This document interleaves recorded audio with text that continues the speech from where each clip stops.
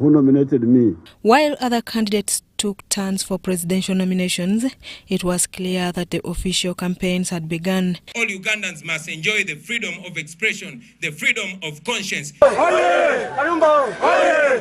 The campaigns were conducted mainly on media platforms as guided by the Electoral Commission in total observance of COVID-19 pandemic and ran for 60 days.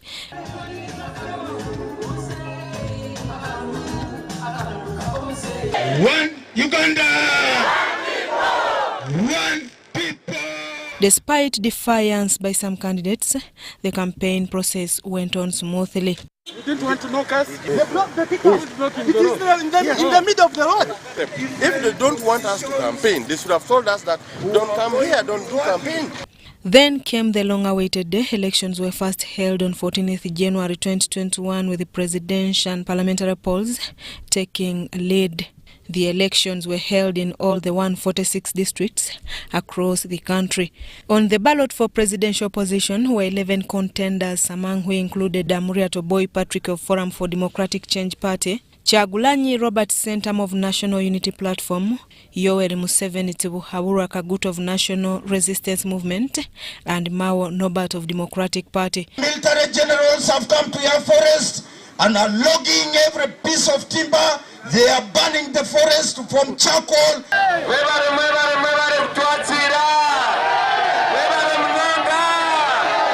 Don't talk of the religious sectarianism. Don't divide people according to gender. Look at the meaty adano of people.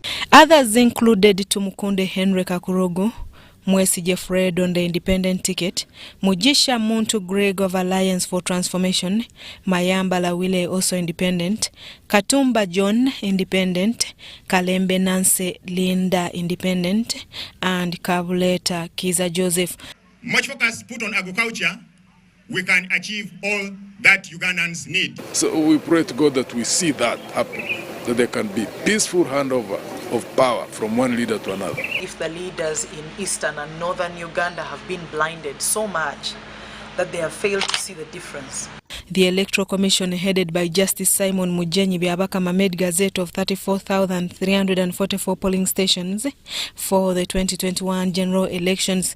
In total were 312 counties, 353 constituencies, 2,184 sub-counties or municipalities, 10,595 parishes, 70,626 villages, 34,344 polling stations, and 18,001,603 registered voters. Registered number of voters is 18,103,603.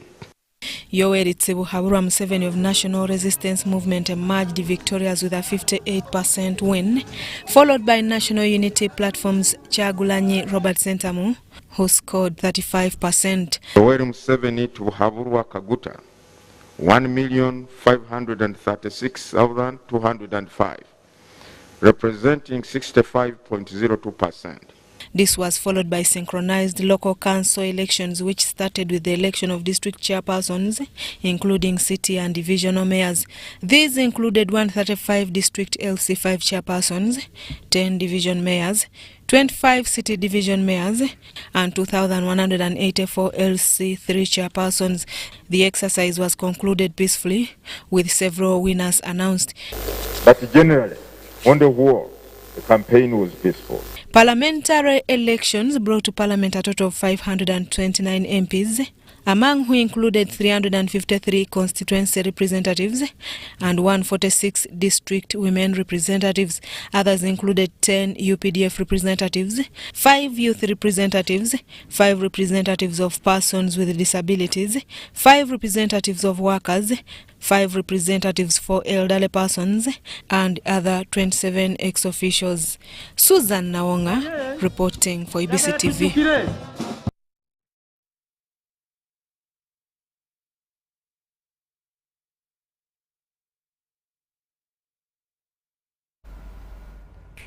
We now take you back to January 2021 election fever, where Yoweri Museveni was duly declared president of Uganda amid a stiff competition with a rather new political party, the National Unity Platform.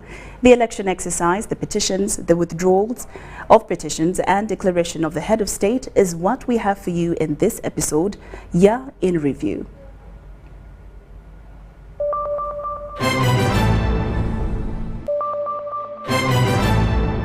On 16th January 2021, the Electoral Commission Chairperson, Justice Simon Peter Byabakama, declared Gen. Yoweri Kaguta Museveni as a duly elected President of the Republic of Uganda.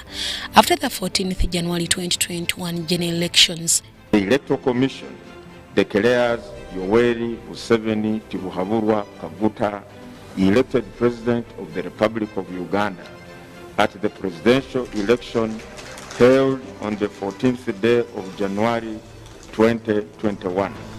The President-elect, Gen. Yoweri Kaguta Museveni, garnered 6,042,898 votes, representing 58.38%, and his closest rival, Robert Kyagulanyi Ssentamu of National Unity Platform, managed to get 3,631,437 votes, putting him in the second position with 35.8%. 11 candidates participated in the general elections. Robert Kyagulanyi Ssentamu disagreed with the results and petitioned court challenging Museveni's victory through his legal team led by Medard Lubega Segona, Anthony Wameri, Abeka Ukasha Sekanjako, and Samuel Muyizi, among others. We do not want the RDCs to participate again in electoral matters. What we want from court is nullification of that election where Tibuhaburwa was declared. President Museveni was represented by Council Chiriowa Chiwanuka, Hussein Kashirinji, John Fisher Kanyaihamba, John Jet Tumwebaze, the Attorney General William Byaruhanga, and Council Erison Karuhanga and Eric Sabit for the Electoral Commission. Kyagulanyi petition caught on 29 grounds, including irregularities and illegalities, vote rigging, the participation of RDCs in the elections, failure to count votes in accordance with the electoral laws, and failure to count results from some polling stations. I'm not aware of anywhere in the world where a president resigns first in order to run as a candidate. But if Honorable Kyagulanyi had wanted to challenge the fact that President Museveni, the candidate, was also running as president, they should have introduced these reforms in the electoral laws long before we went for the election. The Chief Justice of Uganda, Alphonse Kigamoy Owinyidodo, presided over the petition with other members on the bench being Esther Chisache, Stella Arach Amok, Lubio Pio Awel, Faith Monda, Paul Mugamba, Ezekiel Muhanguzi, passing night to her son, Justice Mike Chibita. The filed petition raised opinions from the public before pre-trial hearing, which prompted Robert Kyagulanyi Ssentamu to seek for amendments. Our trial is not interpreted mechanically to mean the day of submission. It's the entire process of receiving pleadings, receiving evidence, submissions, and then the final conclusion. Those two authorities did not and were not dealing with time that is set by the Constitution for filing an election petition, and whether going outside, allowing an amendment that introduces grounds that are fresh and will constitute fresh grounds outside limitation is permissible. They were never. They were ordinary amendment applications. Even if this court finds that it has the right to amend, it cannot allow any amendments that are made after the expiry of the time for filing a petition. It must comply with the statute. The first provision of which requires that within 20 days after the election, a sworn statement of the grounds of ownership must be presented to the Chancellor of that division. Court finds that the issue of qualification of the first respondent raised in the proposed amended petition is a new matter which comes outside the limitation period for filing a presidential election petition. Therefore, we disallow it. Robert Kyagulanyi Ssentamu filed 50 affidavits in support of his petition. The respondents present Museveni, the Attorney General and the Electoral Commission, responded as they elected by court. Court is going to set up desk for representatives of counsel for all the parties. The petitioner will have up to Monday 23rd to file any affidavits that may be required in rejoinder. However, there was unease when Robert Kyagulanyi Ssentamu wanted to file over 2,000 affidavits beyond the specified time by court. Rule 13 says that the registrar will receive, fine. But the court has said, don't receive. It's an order of court. You can't refuse to do it. That a trial, any trial, but of course especially a presidential petition, is very serious business. The necessary respect must be accorded to the court. And all counsel, indeed everybody, are duty-bound to adhere to this.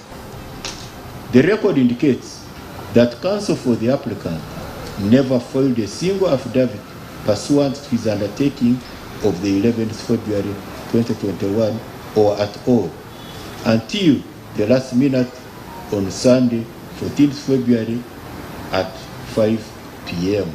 The Supreme Court Registrar Harriet Sally Lukwago did not adhere to his pressure. So the timeline I've given for these actions is really strict. It is also strict on the court.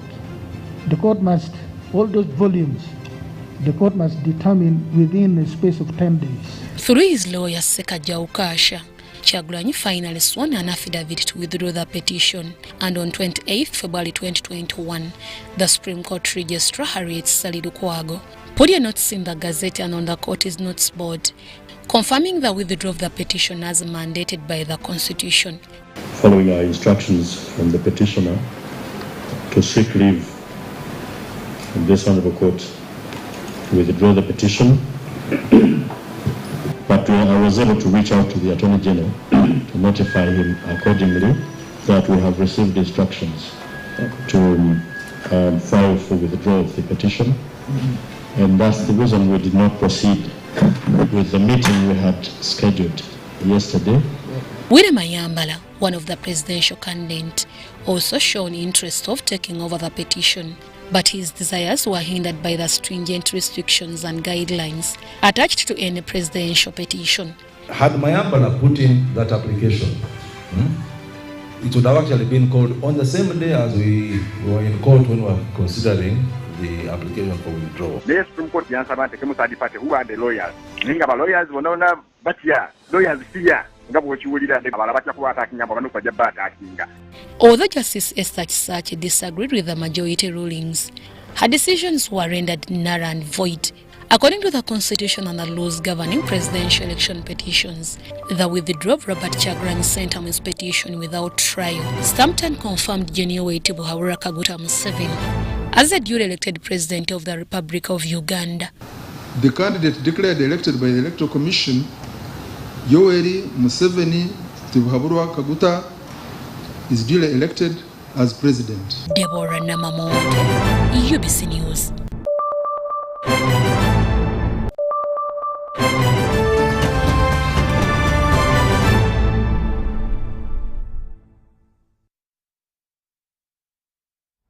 Well, the beginning of the 11th Parliament started in a ceremonial style with newly elected members of Parliament taking oath.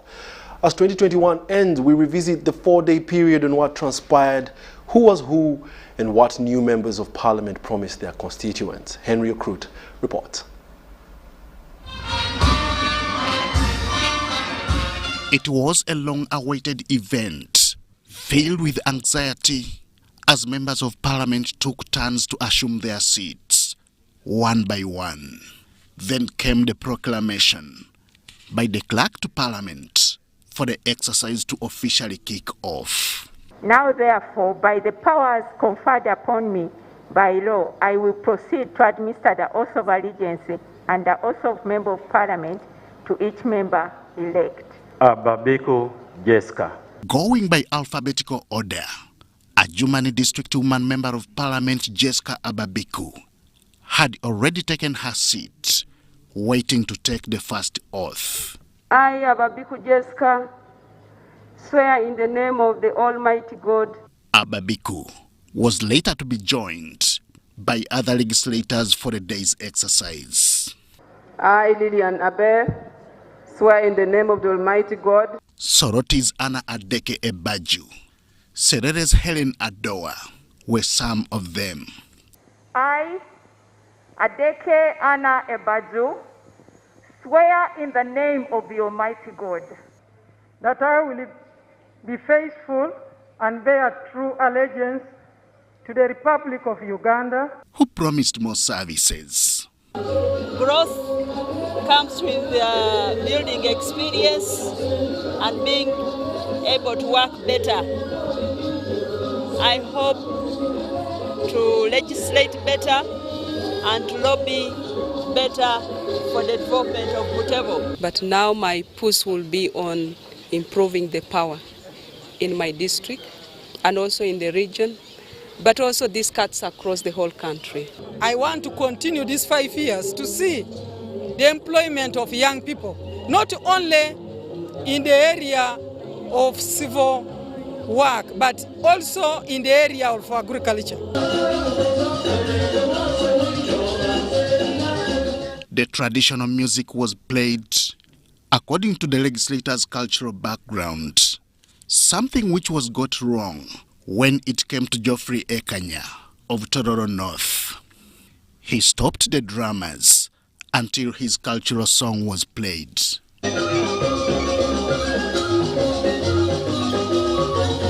I, Ekanya Geoffrey, swear in the name of the Almighty God. The people of Toro County, majority of them, including myself, are Manitesot, and we celebrate our culture and enjoy during such momentous and occasions. And so they were singing another traditional song. Yes, so we had to put them to order. By the end of the day, Parliament had hit the targeted number of legislators for oath-taking. This continued the following day. I, Kamgo Pamela Nasio, swear in the name of the Almighty God. One of them was immediate former Speaker of Parliament, Rebecca Alitwala Kadaga. I, Rebecca Kadaga, swear in the name of the Almighty God. Besides promising more services for her people of Kamuri, she confirmed her intentions to retain the speakership. The next few days, what next? The next step is to put in my request, put in my notice for the speakership. Yes, that's the next step. Others also promised improved service delivery. On the third day of swearing, no sooner had the exercise begun than the outgoing Deputy Speaker Jacob Olanya returned his official vehicle. He cited the end to his tenure in office. Olanya would take his official oath on the fourth day, which was the last day of the exercise. He, along with others, promised not just improved, but also quality services. So I stopped being a member of Parliament yesterday, therefore I could no longer be Deputy Speaker. So it was only decent, in my humble opinion, that whatever belonged to the government, I gave it back to the government. Whatever belonged to Parliament, I gave it back to Parliament. That's what I did yesterday. That office is not Olanya's office. It's a public office for the Deputy Speaker. I am not the Deputy Speaker. So why should I be sitting there? Why should I be driven in a car that belongs to the government, which I got by virtue of being Deputy Speaker? So that's what I did yesterday. By the end of the last day, which was 20th May 2021, all the 529 members of Parliament had taken oath. I, Onet Hilary Obaloke, swear in the name of the Almighty God. What now remained was the election of the parliamentary leadership, an exercise that was conducted on Monday 24th of the same month and year. I, Jacob Lokori Olanya, swear in the name of the Almighty God. Jacob Olanya was elected Speaker as Anita Among Annette took the Deputy Speakership of Parliament. Ex-official members of Parliament would later be admitted into the House. I, Ntabaz Harriet, swear in the name of the Almighty God. This followed their appointment by the head of state as ministers. It has since been one activity after another at Parliament. What a year 2021 has been. Henry Okrut, UBC. There is no doubt that the year 2021 will remain in the minds of many people due to the suffering they experienced due to the COVID-19 pandemic. Most remembered is the second wave of COVID-19 that hit the country between May and July, claiming many lives. Adiana Kuti takes us through.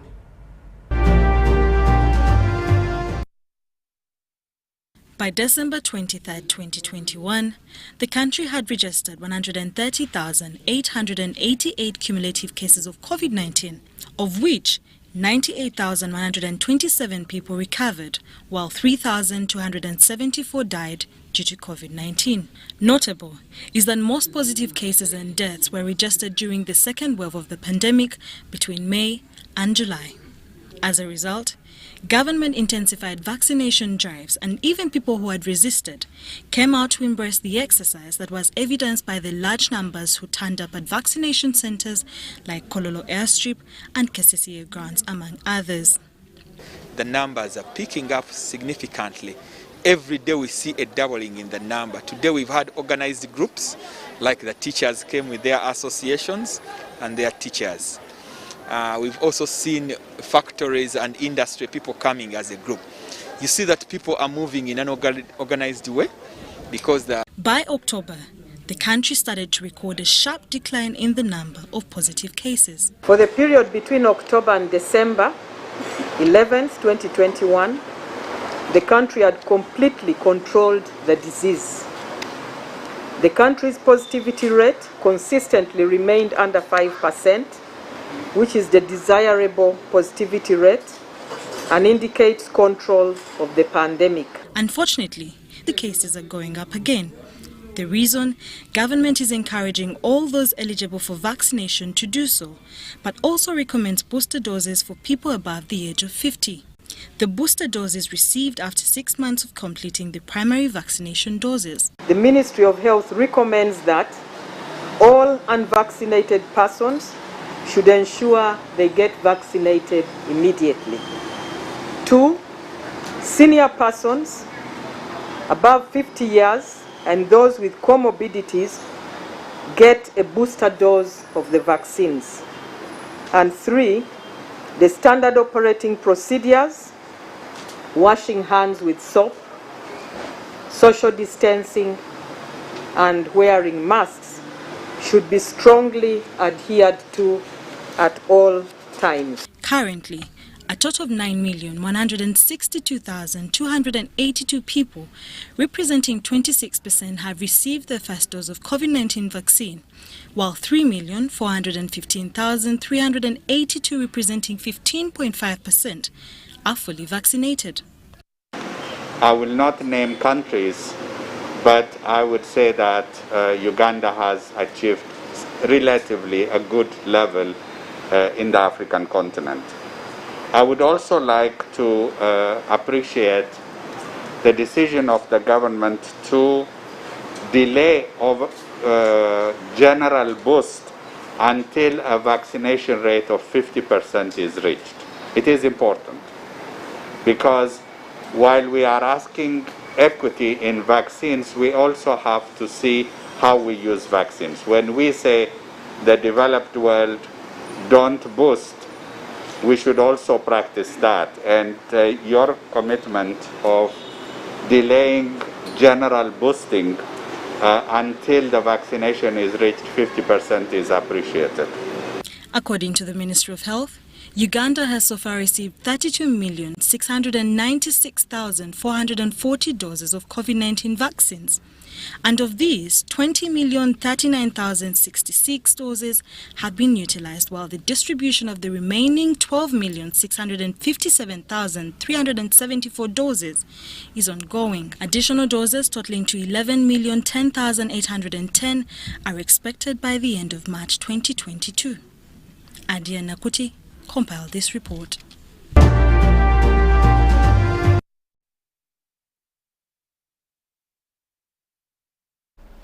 On the contrary, when the COVID-19 pandemic hit the world in 2020, many thought it was a mild appearance.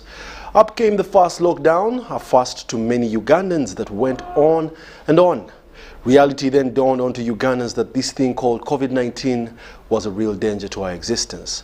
But amidst all these dangers, our reporter identifies a few good things that Ugandans learned and can build from the pandemic. Let's take a look. No bad situation is so bad that there is no good in it. You need to look for it. And when you look for good in a bad situation, you end up defeating that bad situation. COVID-19 came to the world and caused more harm than good. But like the English say, every dark cloud has got a silver lining, and also there is always happenings that are a blessing in disguise. And COVID-19 surely was. When the president announced the first lockdown in 2020, many Ugandans opted to use the spare time they got to embark on physical fitness. It's all right that communal physical fitness was put to a halt, but already many that had started it for fun noticed its relevance and have continued doing so. And don't the scientists tell us that physical exercise reduces chances of spread of non-communicable diseases? Oh yes, they do, and Ugandans will be healthier in years to come because of COVID-19. Tebimenya mateeka mukama wange. Kuno kwe tujoginga tuba tufulumya obulwadde n'okwegobako endwadde ezaali tulumbaganye. During the lockdown and with public transport banned, many walked long distances that they remain doing so even now and thus save or at least reduce costs. COVID-19 in our community, in our rural district, has made us to be very creative in a sense that we have been able to learn how to get along with the situation.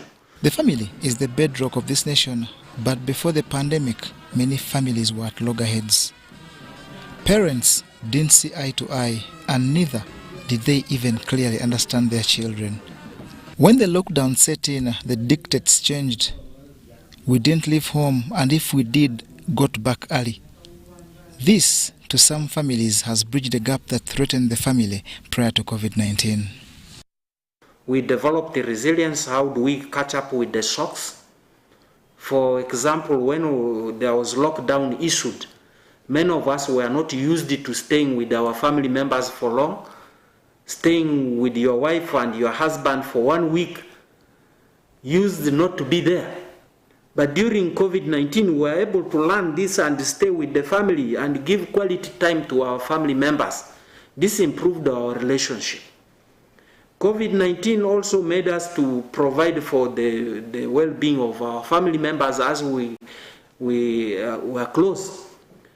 It also contributed to increase the productivity. We were able to go into the garden and dig in the garden to produce food for the family.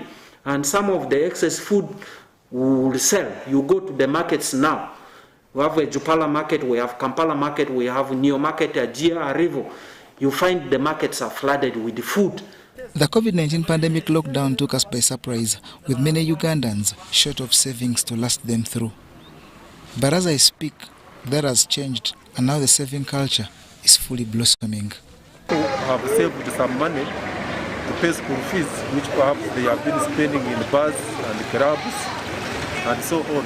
So maybe this time they will put it on school fees since the schools are going to open. Education has suffered the most during the pandemic lockdown, but has revealed that one can actually study at home, something many never imagined possible. Now thinking of having our own vaccine and so on. These are all positive consequences this disease, and that's why the principle of looking for good in every situation serves the purpose. The pandemic has stopped all physical gatherings but provided options for Zoom interactions that are helping in cost cutting and are now embraced by many. Whereas many thought that reduction of numbers at social gatherings like weddings was bad, many have during lockdown walked down the aisle with no regret. Take this ring as a sign of my love and fidelity in the name of the Father and of the Son and of the Holy Spirit. On the larger scale, who of you has forgotten that when President Yoweri Museveni sought for help to Ugandans, some well-wishers brought vehicles that have improved the fleet at the Health Ministry? The lesson we have learned is that the world needs to work together. The world needs to support each other. That's why I was appreciating those who donated vaccines. I could see the whole world working together. And this is what we should maintain, not only for the coronavirus, but in every aspect of life. We need to work together to get rid of poverty. We need to work together to bring people together also. So thank you very much. We need also to work together to stop war, because these are all affecting our society. So working together is very important, and I've seen that during this virus, people work a lot together, not only the doctors, but even the community leaders sensitizing people, even the church sensitizing people. This has been really great. Though this may not appear so appealing, but it was a wise decision by many parents to enter their children into the money market, especially tapping into sale of masks. As we learn to live with the pandemic, let's keep looking aside the danger it causes as we benefit from what makes us better as a result of it. Otherwise, it's Happy New Year from us here.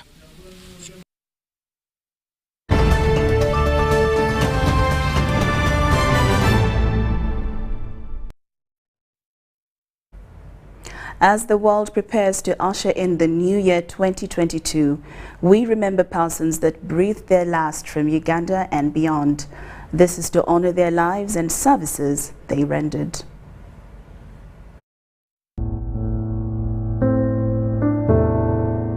Uganda started the new year with the shocking demise of Paul Etiang, a diplomat who also served as Deputy Prime Minister from 1997 to 2001.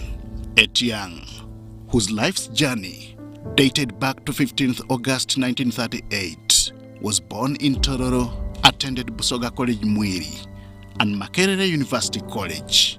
He had served the provincial administration, becoming a district officer in 1962. His career went on and on until 31st December 2020, when he breathed his last, losing the battle to COVID-19. The beginning of 2021 did not spare Bugisu's cultural leader, the Umkuka of Vamasaba, Sir Bob Mushikori. Mushikori, who was elected in 2015, replacing Wilson Wamimbi, had just finished his term as the cultural leader of the Vamasaba. He did not live long to see his successor's reign, dying a few days after being replaced.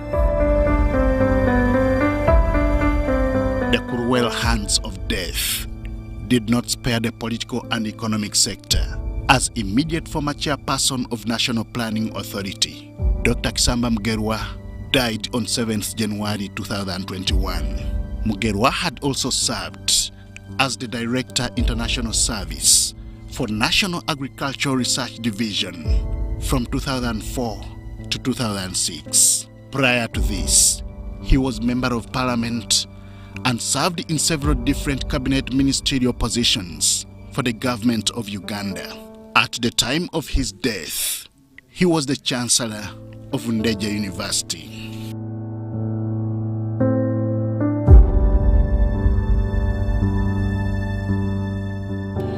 Still in January, Bunyoro's self-proclaimed god, Oobsobuzi Bisaka, also died. He died in Kenya, where he had been flown for medical services after developing breathing complications. Bisaka was the founder and leader of the Faith of Unity movement. At the age of 61, East Africa's renowned Pan-Africanist died on March 17, 2021, news that shocked the entire world. Tuendelee kumtanguliza Mungu mbele. Magufuli had not been seen in public for more than 2 weeks, and rumors had been circulating about his health. 14 days of national mourning were declared, with flags flying half-mast before his final send-off. Magufuli was known for standing by his words in fighting corruption. Back in Uganda, the Catholic community did not survive the ugly head that death was rearing. The unfortunate demise of the Archbishop of Kampala Archdiocese, Dr. Cyprian Kizito Lwanga, left more alarms than whispers. In April 2021, he was a man one could easily notice if anyone ever congregated for a homily at Lwanga Cathedral. Nasomera mu Italy teri bubbu. Balina enkola ya otto per mille bwe bagiyita otto per mille. Tibuli omu buli sente olukumi lwafuna omulala kugenda ku ekereziya. In the same vein, in May 2021, Ugandans woke up to another shocking report of the demise of Archbishop Metropolitan John Lwanga in Athens, Greece, where he had been hospitalized with health complications. The 76-year-old prelate, who was the spiritual leader of the Orthodox Christians, succumbed to prostate cancer. Edda nakati waliyo nga baabo ababuuza era de. Also in April, the country was not spared from sad news as Thomas Sisye Kiriapao also died. Kiriapao was a retired commissioner of the Electoral Commission of Uganda. As mourners converged at All Saints Cathedral to pay their last respects, a lot was said about him. As Bugwere, we shall miss him. As a generation, Tom had the attributes that he loved everybody. He has been a resource to us. He has served in the various agencies, ministries, simply because of his competence, and the president loved him. Still in April, the ruling National Resistance Movement was no exceptional. The curtains of former East African Legislative Assembly Member of Parliament, Mathias Kasamba, were folded. Kasamba, who was the Director of Mobilization and Cadre Identification at the National Resistance Movement Secretariat, passed away at Nakasero Hospital. Still in June, the Pan-African Society was in mourning as Zambia's founding father became the late. Kenneth Kaunda was one of the last of the generation of African leaders who fought colonialism. He died aged 97. In the 50s, Kaunda was a key figure in what was then Northern Rhodesia's independence movement from Britain. Zambia does not have the capacity to strike back at the enemy because the enemy has been prepared for the last 60, 70 years, South Africa, for the last 54 years, Rhodesia. Kaunda was admitted to a military hospital in the capital Lusaka, suffering from pneumonia. I grew up knowing him more as an uncle and having interactions beginning in the 70s. I remember him as a fair, open and frank person. The month of July did not spare the political arena again as a renowned senior politician Aguri Awari's candle burnt out. Well, there are those who wish me dead, but unfortunately they are still around. As a joke, some people are now claiming they are Mabugo back. The former outspoken opposition member of parliament for the Uganda People's Congress political party represented Samyabugwe North in parliament from 2001 until 2006.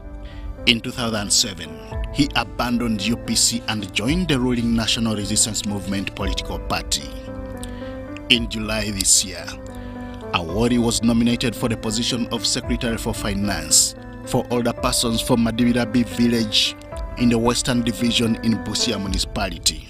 This was done as he launched his return to elective politics. His bid to represent older persons in Parliament was not successful. Having accomplished a lot for the region, I think we learn a lot from him as young people, and we have to live to the legacy that he has left behind. And we pray that the God Almighty comforts the family and all of us. So that therefore means the next season is going to be very difficult for our people. Mid-August did not spare the country's security apparatus, as Deputy Inspector General of Police General Paul Lokech also died. The man had earned the unofficial title of the Lion of Mogadishu after serving in the Federal Republic of Somalia twice. Medical reports said he died of a blood clot after sustaining an injury while at his home. My heart is at peace now that justice has been done. At the time of his death, he was leading the hunt for suspects involved in the attempted assassination of General Katumba Wamala. We have collaborated the attack to the previous attacks that you had in the city. Still insecurity, the same month of August, saw death claim the life of former army legislator General Pecos Kutesa.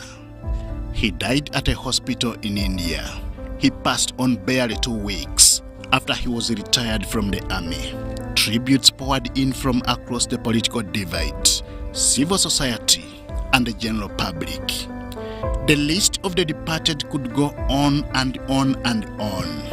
What a life they lived. Henry Okrut, UBC.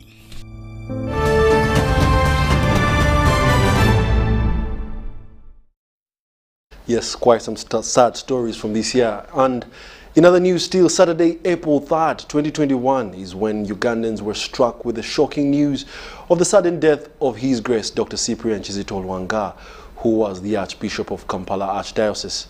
The 68-year-old vocal prelate was found dead in his room hours after he had led a procession for the Way of the Cross on Good Friday. Banadiga with a recap on the death of His Grace.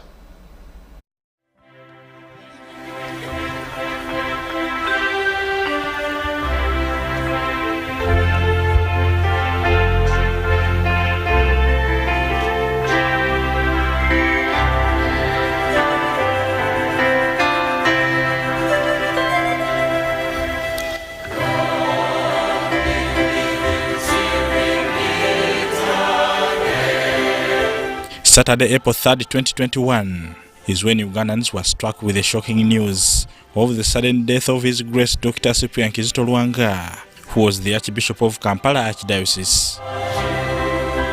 The 60-year-old vocal prelate was found dead in his room hours after he had led the procession for the Way of the Cross on Good Friday.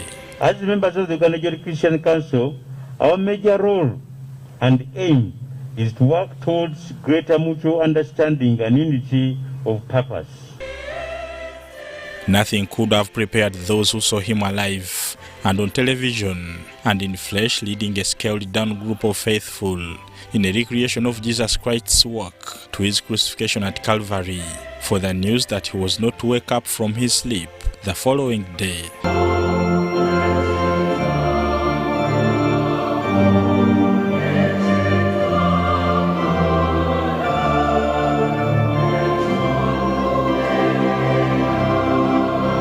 Postmortem report carried out by Mulago National Referral Hospital later indicated that the late Archbishop of Kampala, Dr. Cyprian Kizito Lwanga, died of ischemic heart disease after a blood vessel leading to his heart failed to transmit blood due to a clot that had occurred.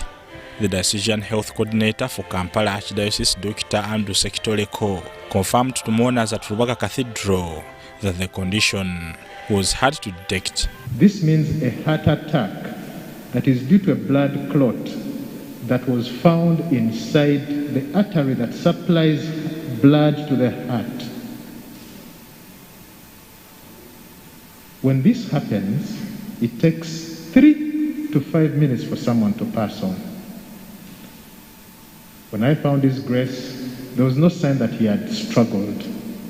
Putting away any doubts, Dr. Sekitoleko said the post-mortem was carried out by 4 senior pathologists at Mulago and in the presence of 2 family members and 2 other doctors appointed by the Catholic Church.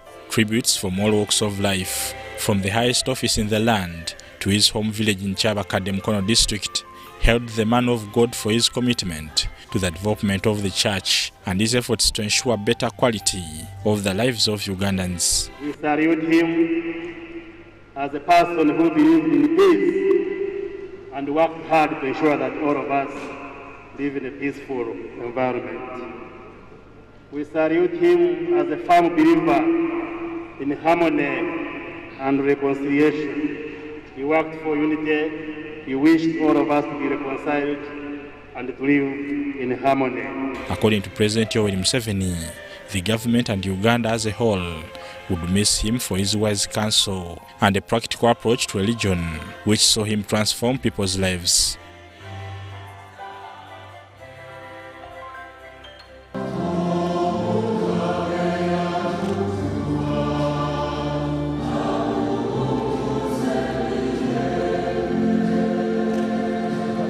April 8, 2021, the late Archbishop of Kampala, Dr. Cyprian Kizito Lwanga, was laid to rest inside Lwanga Cathedral in Kampala.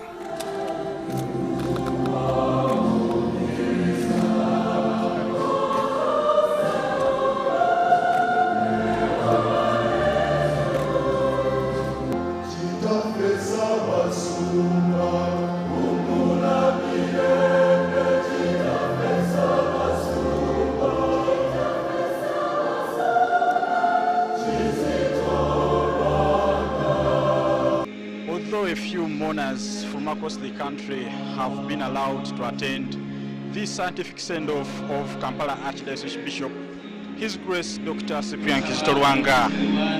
The scientific attendance and the few condolence messages delivered shows you that His Grace Dr. Cyprian Kizito Lwanga, the great man of God, has been so many things to so many people. At his burial, Bishop Posemogero of the Kasana-Luwero Diocese was announced overseer of the Archdiocese as its apostolic administrator until a substantive Archbishop is appointed. This was contained in the Pope's message to the Church, read by his representative to Uganda, Pope Nuncio, Archbishop Luigi Bianco. In the name of His Holiness Pope Francis, as appointed His Lordship Paul Seminary, Bishop of the Diocese of the Kasana-Luwero, as Apostolic Administrator of the Archdiocese of Kampala. Archbishop Bianco, on 9th of this month of December, confirmed to the Catholic Church in Uganda that the Holy See had appointed Bishop Posemogerere as Archbishop of Kampala Archdiocese after 8 months as the Apostolic Administrator. Archbishop Paul Semogerere has done a generous pastoral ministry. In the same vein, Ugandans on September 5th, 2021 woke up to another shocking report of the demise of Archbishop Metropolitan John Lwanga in Athens, Greece, where he had been hospitalized with health complications. According to Reverend Father John Kibuka Bosa, the prelate who was the spiritual leader of the Orthodox Christians succumbed to prostate cancer. Metropolitan John Lwanga, who was 76 at the time of his demise, was credited for exponential growth of the Greek Orthodox Church in Uganda and Africa. 2 weeks later, his body was returned for burial in Uganda and was received at Entebbe International Airport aboard an Egyptian aircraft, MS-837. It was a somber mood as clergy from the Orthodox Church, government officials, plus elected family members and friends gathered to receive the body of their own in strict observance of COVID-19 protocols. Government was represented by the Attorney General Kiryowa Kiwanuka and the Government Chief Whip Thomas Tayebwa.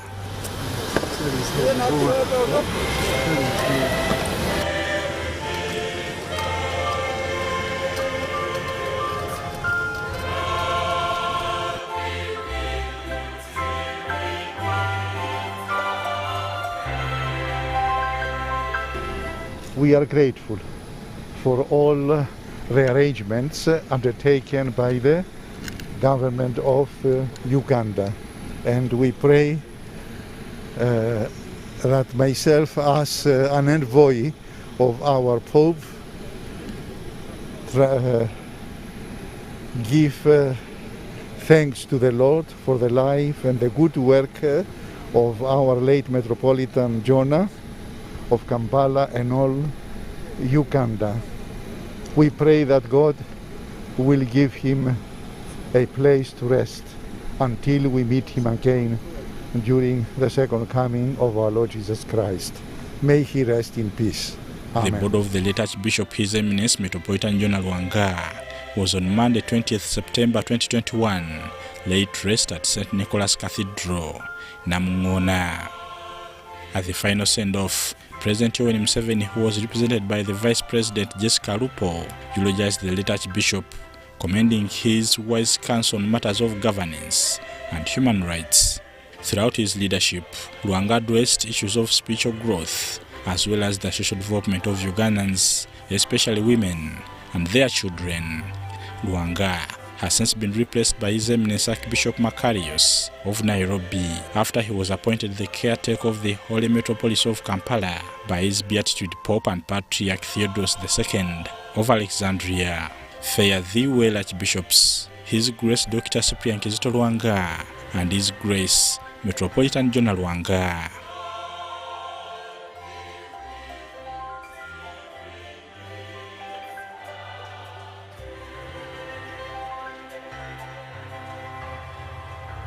Bernard Yiga, UBC News.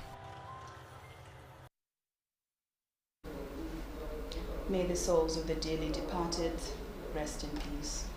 Well, we'll now take a short commercial break and be back with more in Review stories. Please stay tuned.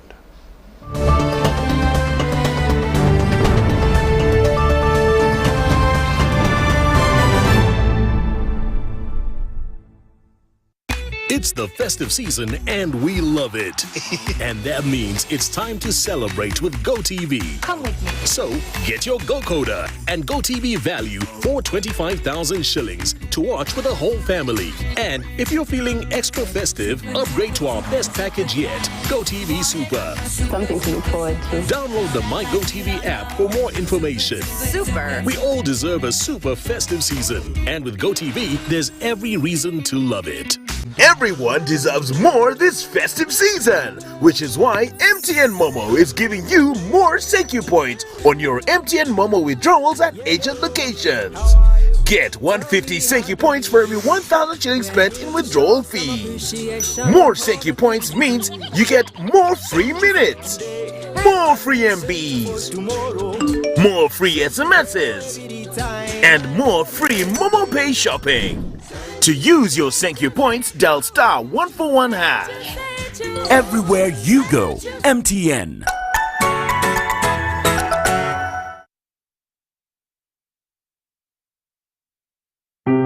Parents, guardians, and caregivers, there's a confirmed polio outbreak in Kampala, and therefore the Ministry of Health will conduct a national house-to-house polio immunization campaign. The first round of the campaign will take place from Friday, the 14th of January to Sunday, the 16th of January 2022 in all districts of Uganda. During the National House-to-House Polio Immunization Campaign, health workers will come to your homes and immunize all your children under 5 years of age. Please note that the National House-to-House Polio Immunization Campaign does not replace the routine immunization. The polio vaccine is safe, effective, and free.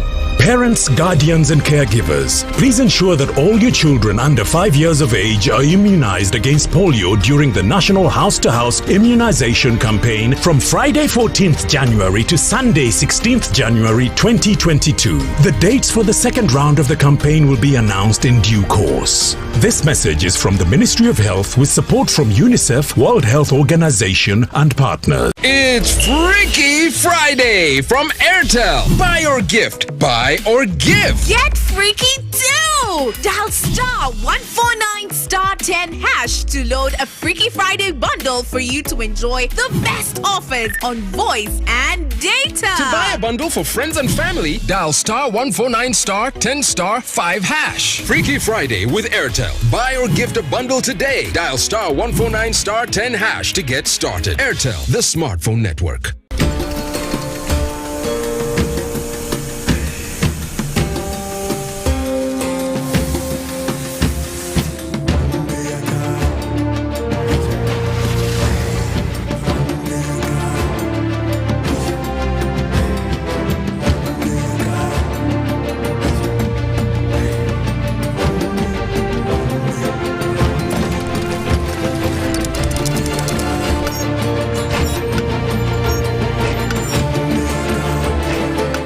Introducing the all-new Roofing's TMX 500C rebars with cut and bend surfaces.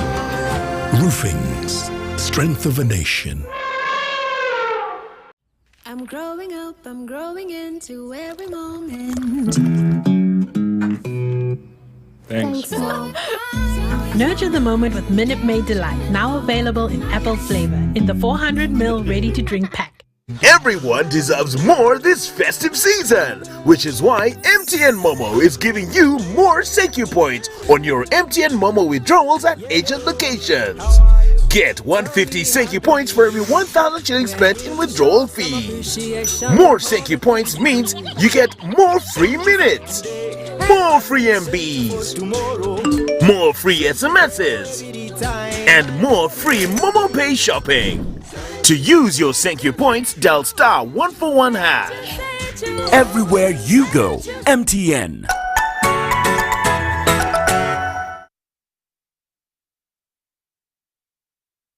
Raising Voices. I feel happy when my father spends time with me. I hope all fathers will like my father. I want my father to reach out to all fathers. He knows how important it is to be a good father. I promise to help my father inspire other fathers to change. In this time of COVID, what is your promise to the children of Uganda? Because a violence-free childhood is everyone's right. Raising Voices. I am one of the millions of people who have been vaccinated.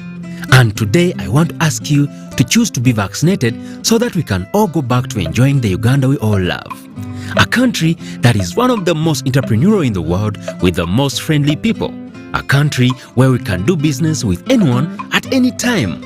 A country that is free of COVID-19. So, get vaccinated today in any of the verified health centers and let's bring business back to Uganda.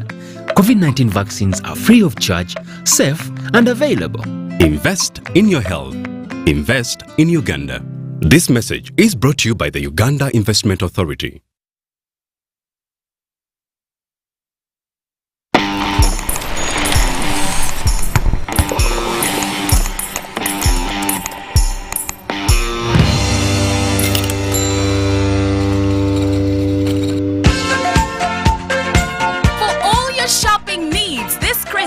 Come to Capital Shoppers. We have a variety of items like gift hampers, foods, garments, cosmetics, and all sorts of drinks. Enjoy your shopping experience this festive season at affordable prices in our fully stocked branches in the following areas: in Tinder Station Road, opposite Makere Business School along Port Bell Road, Duster Street opposite Nakasero Market, and Garden City on Yusuf Lule Road. To all our customers and suppliers, we thank you for your continuous support. We wish you a Merry Christmas and a Happy New Year. Stay safe, wash your hands, sanitize, and wear your mask always. Parents, guardians and caregivers, there's a confirmed polio outbreak in Kampala and therefore the Ministry of Health will conduct a national house-to-house polio immunization campaign. The first round of the campaign will take place from Friday the 14th of January to Sunday the 16th of January 2022 in all districts of Uganda. During the national house-to-house polio polio immunization campaign, health workers will come to your homes and immunize all your children under 5 years of age. Please note that the National House-to-House Polio Immunization Campaign does not replace the routine immunization. The polio vaccine is safe, effective, and free. Parents, guardians and caregivers, please ensure that all your children under 5 years of age are immunized against polio during the National House-to-House Immunization Campaign from Friday 14th January to Sunday 16th January 2022. The dates for the second round of the campaign will be announced in due course. This message is from the Ministry of Health with support from UNICEF, World Health Organization and partners.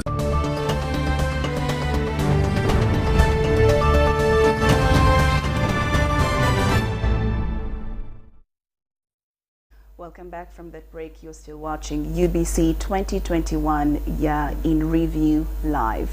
And now with more stories, an estimated 1.4 million Ugandans are living with HIV virus, and the majority of these are on antiretroviral drugs. However, Uganda AIDS Commission reveals that though there has been a reduction in HIV prevalence rate, 38,000 new infections were recorded by the end of 2020 December. As Mutoni Hilda reports, 14,000 of these were among young girls between the ages of 14 and 24 years. It's about 39 years since HIV/AIDS hit the country. The infection that was first reported as a strange disease around 1982 in Lukaya has impacted all classes of people in varying degrees. In the early 1980s and 90s, many Ugandans suspected the virus to be witchcraft, and thus resorted to consumption of herbs and other concoctions until government mobilized against the pandemic. Uganda AIDS Commission has achieved a number of milestones in the fight against the pandemic by putting in place interventions, namely public sensitization, reducing mother-to-child transmission, availing ARVs, and an amiable environment. By the end of December 2020, Uganda was able to achieve the 90-90-90 and ranked among the 8 countries globally that registered progress. There were a few countries globally that were able to meet that, 8 of them, and we were among those 8 countries. So we've registered some progress, but we also have quite some work to do. The Director General Uganda AIDS Commission, Dr. Nelson Musova, says that an estimated 1.4 million Ugandans are living with HIV/AIDS virus, translating into 5.4%, a slight reduction from the previous 6.2% in 2016, with at least 1.2 on treatment. There is an ongoing population-based survey by the Ministry of Health, but from our previous estimations, we don't think the results will differ different. So this shows a reduction from previously 6.2% that was found in 2016 by the Ministry of Health.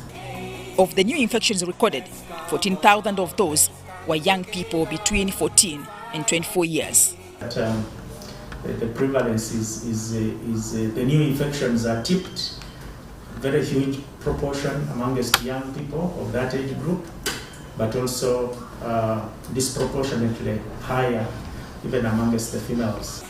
Uganda AIDS Commission also estimated that about 22,000 AIDS-related deaths occurred in 2020, a slight increase from the previous year where 21,000 reportedly died.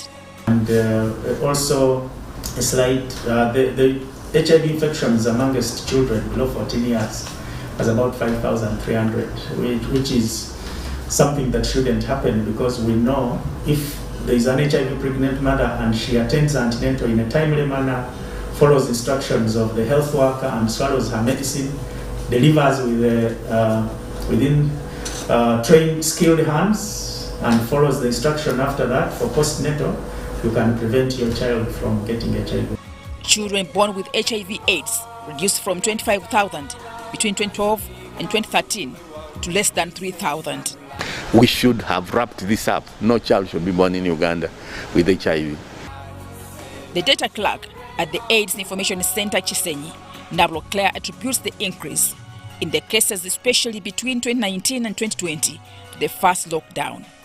Say, for example, the sex workers here in Chisenyi, the vulnerable adolescents. You could not reach them with the health information, how to protect themselves from getting HIV, commodities. You could not supply the condoms. Why? Because we're all under lockdown. Dr. Nelson Musoba says the Ministry of Health was able to establish the period in which the pregnancies were conceived, coming out with the 13% figure, some of which were conceived within the period of 6 months. Unprotected sex. We've not segmented in that data, how many of those infections were within the COVID period, but we know certainly, like you've said, a proportion of them were as a result of COVID because the children at home, if we use pregnancy as a proxy, a good number of those are attributable to COVID. Yes. Dr. Watiti says that although HIV/AIDS-related deaths have reduced, there is, however, a weekly infection of about 1,000 persons. You will notice it's mainly adolescent girls and young women. Now there are many dynamics. These are vulnerable people. You'll find, for example, a young girl dating or having sex with an older man, including a person of my age. You can see them having sexual relations with young girls. Not that they want to marry them. About 2 decades ago, an HIV/AIDS patient would swallow 17 tablets per day, meaning in a week, one would swallow 119 tablets, 510 tablets a month, and 6,205 tablets a year, turning the body into a cocktail of drugs. I had nasty side effects. I experienced them. They talk about long-acting ARVs, which can be given as injections. Currently, the Joint Clinical Research Center is conducting research aimed at endorsing injectable drug to save Ugandans from the stress of swallowing tablets. Vaccine trials, we've not been as successful and as quick as it was for COVID, for instance. And the main reason is the complexity of the HIV virus. The HIV virus is very complex. It mutates very, very highly all the time. And all the trials that have happened so far, the efficacious levels are too low to subject them to before a virus is brought. As Uganda commemorates World AIDS Day under the theme, End Stigma, End AIDS, End Pandemic, the memories of how a mysterious disease killed people in the early 1980s are still fresh in the minds of most Ugandans. In the 1990s, for one to have HIV/AIDS was as good as a death sentence.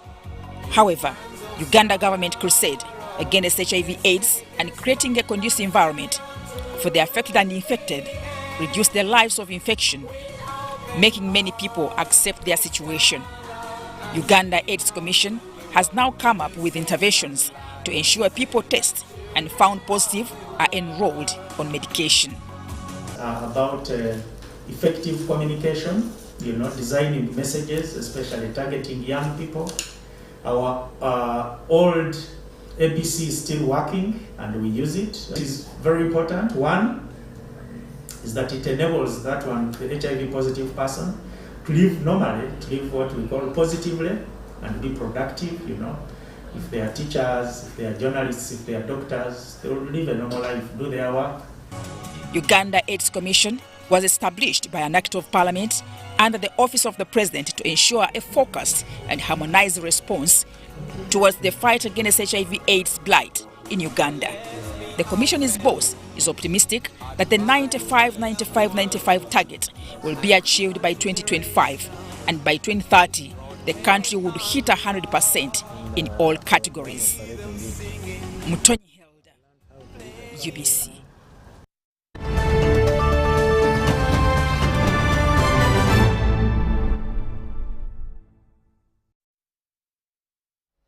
Now, the year 2021 is coming to an end, but not without challenges, majorly insecurity. Like other countries across the world, Uganda had to put up with unprecedented levels of criminality, most of which involved loss of life and property. Our news reporter Ivan Kawa delves deep into this crime web, showing what happened and how the situation has been tamed. Let's take a look. The year 2021 will be over in a few hours' time, but it has not been an easy year due to heightened criminality across the country. Criminality posed numerous challenges to families, security agencies and stability, generally calling for concerted effort to tame the wobbly situation.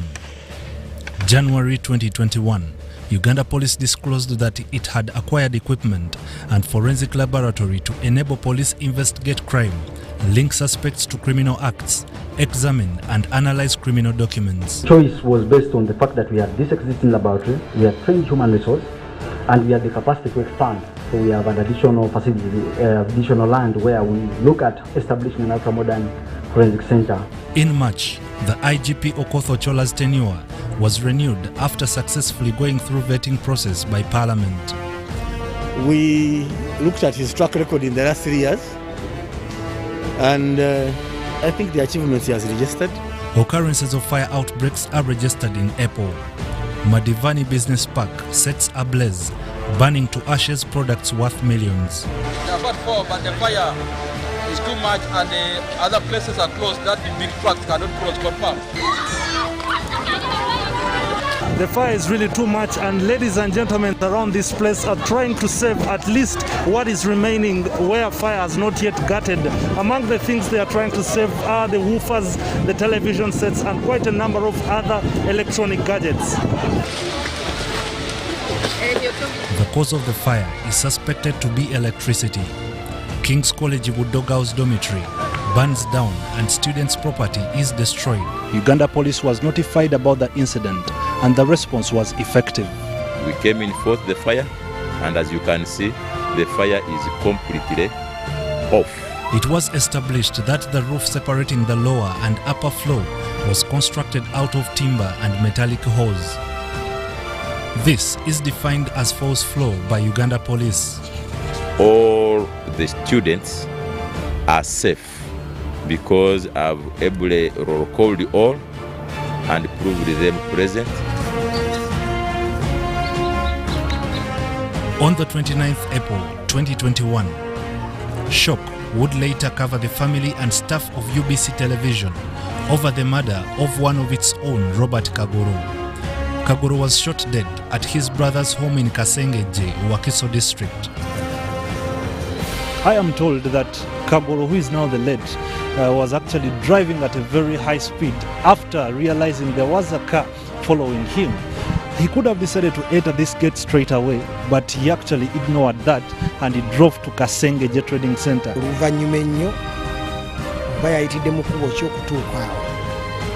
A local defense unit officer, Rashid Mamoli, who killed Kagoro, was charged with manslaughter and sentenced to 5 years in jail.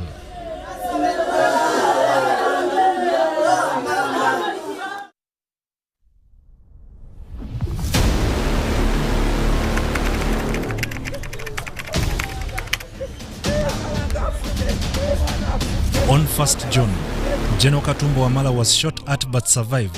However, his driver and daughter died instantly. Police began the hunt for the perpetrators of the crime.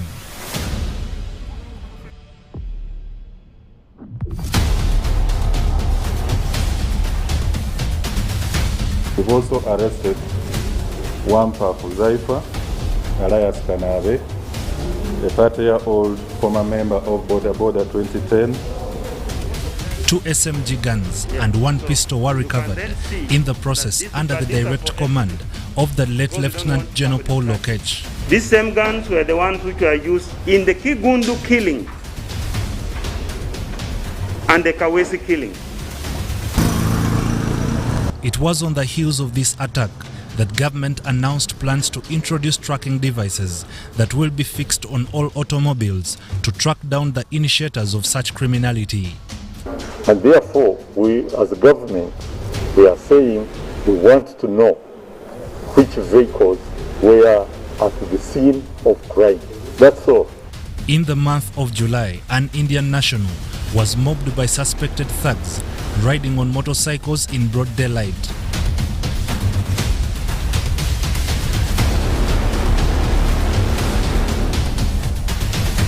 And we've also gotten very good clear pictures from the group which attacked this Indian businessman.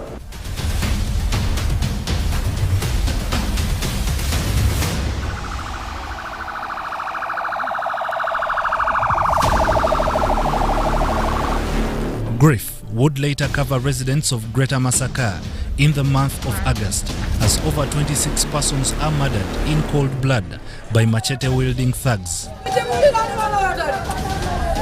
So it seems these people are well trained, they are professionals.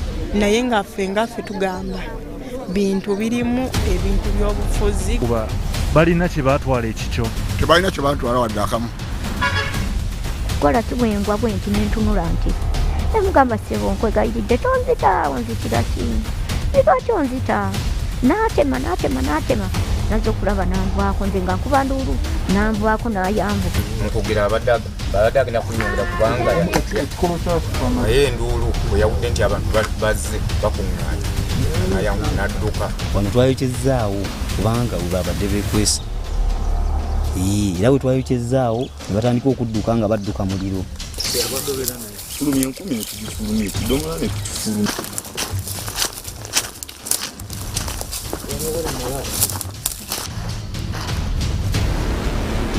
naye naffe tusazeewo poliisi etuyambe tutandike essaawa emu omulimu gwaffe tulwanyise abalabe tugiyambeko. It is 22:30 hours and we are with Uganda Police patrolling some of the villages in Lwanga district. 7 motorcycles were dispatched from Lwanga district central police station to ensure that Ugandans are protected, especially after curfew time.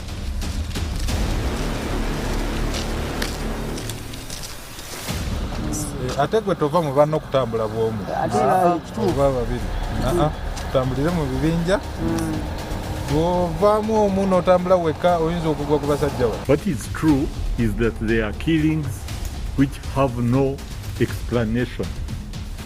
They kill a person, they don't steal anything. They would hit a person with a blunt object. Actually, it was not jambia, it would be crabs.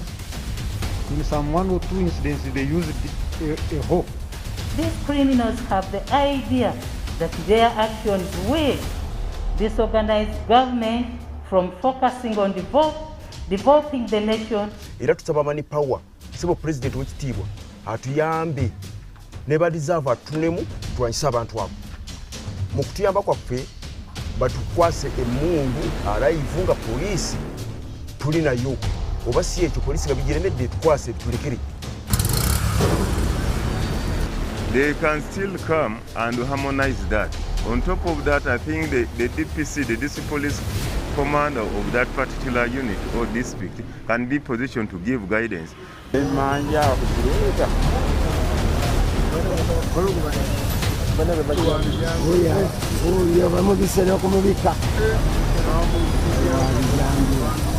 Arrests were carried out, and in the process, Muhammad Segirinya and Alan Sewanyana, both members of parliament, were jailed. It was at the heat of the moment that the president proposed that capital offenders should be denied bail.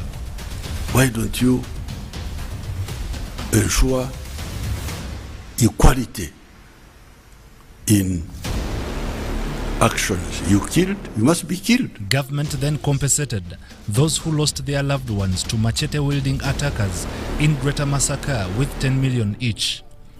Era yayogera akantu akatusese nnyo ffenna ne tuseka n'agamba buli omu akebere mu baasayi bamanyi ozisokoola abo akatusesa nnyo. I want my wife. If they have killed her, let them give me the body. Another controversial story of a woman confirmed to be in the hands of security, Immaculate Onebe, was found dead in a septic tank, and for this, her husband Francis Onebe is under trial. Francis Onebe was remanded to Kitalia prison over suspected murder of his wife Immaculate Asio Mary Blessing Onebe as investigations continue. In October, a bomb was detonated at Kurib's pork joint, killing one person instantly. And in 2 days, a suicide attacker blew himself in a bus, injuring some people, including a police officer. Immediately, olubuto lwabise ne biyurikayurika ate wansi wabadde atudde In November, 2 bombs were detonated simultaneously at Parliamentary Avenue and Central Police Station, Kampala, injuring scores and some fatalities recorded. 7 suspected terrorists were put out of action, while 4 suicide attackers got killed during the suicide attacks. The ADF was linked to all these bomb blasts. Of course, they will be prosecuted, but if they do not come out, they will all die. Giving birth to Operation Shujaa, a joint UPDF and FADC operation currently pursuing the Allied Democratic Forces fighters in their hideouts in the jungles of Eastern Democratic Republic of Congo. We have not come here to just injure these people. It's like when you have these 4 fingers. If you want somebody who uses them to terrorize, you have to cut, chop it. But if you just injure, somebody will come and learn it and do the same thing. Over 61 ADF militants have so far surrendered to the forces, over 34 killed, over 34 captured, and Kambi Yayua, the suspected headquarter and leadership training territory for the ADF in Virunga Forest, captured, among others. Ivan Kahwa, UBC.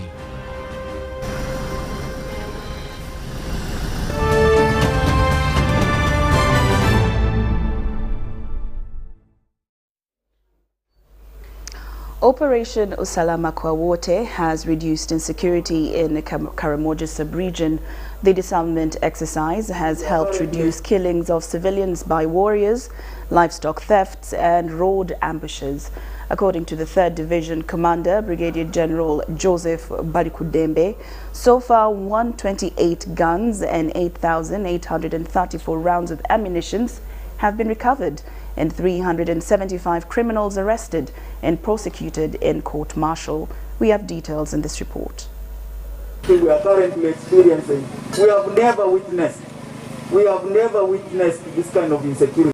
At the beginning of 2021, Karamoja registered increased insecurity, prompting Uganda People's Defense Forces and the Police and Theft Unit to launch a 3-month operation dubbed Usalama kwa Wote. The operation comprised of voluntary and forceful disarmament techniques. Those who handed over guns without resistance were not charged and were given voluntary cards. State Minister for Karamoja Affairs, Agnes Nandutu, pledged to resettle ex-warriors. Amnesty, bring the guns. We want to resettle you to live a better life other than staying in the bush. In August, LDU deserters of Kabong Battalion led to insecurity in the district amidst the Usalama kwa Wote operation. As the people of Kabong are feeling the impact of those guns is to us. Those are the guns that are now terrorizing our neighbors, the GA, the Turkana, and the same guns, it seems. Over the guns to the LUs. Let's return the guns. The joint security operations foiled the moves and peace was restored. We moved it and launched a serious operation to make sure that we recover the guns that had been taken by the local defense forces. As we talk now, Kabongo is peaceful. The LDUs, we are forced to bring back the weapons, and so far, out of 20 SMGs, automatic, semi-automatic guns that had been taken away by LDUs, 17 of them were successfully recovered. It was later established that witch doctors were spearheading the raids when the Deputy Chief of Defense Forces, General Elwelu, visited Karamoja to assess the security situation. Don't ignore the witch doctor we have in the village, my friend. He's the one who is driving these boys, tearing children. They are tearing children halfway, taking it. It's a group we must deal with. And I know you, the leaders, you know them.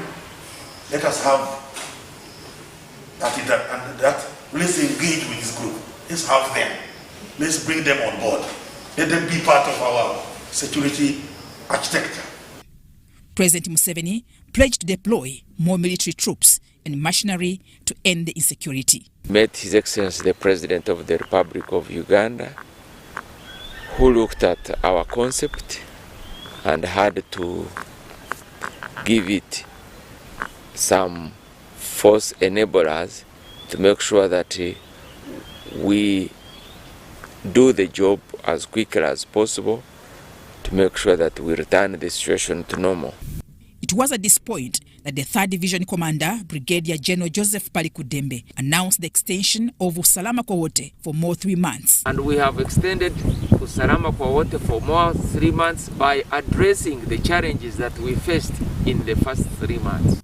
The Joint Security Forces then impounded more trucks of animals from traders to end commercialized raids in the region.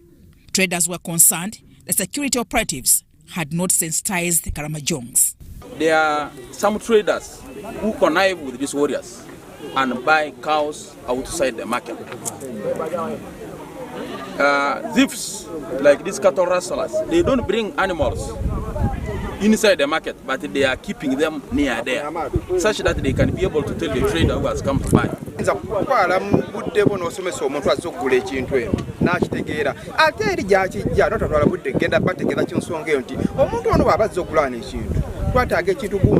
ekintu gundi twagana kino kibenga weekiri kibuzibwa ku mulyango awo ng'ayingira mu katale nti owange kino ekintu gundi okirina ako obutale bwe bubeera ne poliisi weebeera tiwawera wadde kilomita naye tumala okuteeka mu butale obutongole bwa gavumenti bwe yazimba kubanga kasati akatale akwetukulente gavumenti yabuzimba ne baleetamu ente netuzigula bulungi bwe tumala okugulamu ente mu butale obwo ate poliisi netusobola kuteeka point ne ame ne batuyimiriza. 128 guns, 174 rounds of ammunition, 8,834 cows were recovered and returned to their rightful owners. 375 criminals were arrested and prosecuted in courts of law. They reduced, put down the cattle rustling in the sub-region. We have some small isolated cases which we are handling. The leading districts with high criminals were Kotido, Kabong, Moroto, and Nabilatok. Mutonyi Hilda and Maureen Iga, UBC.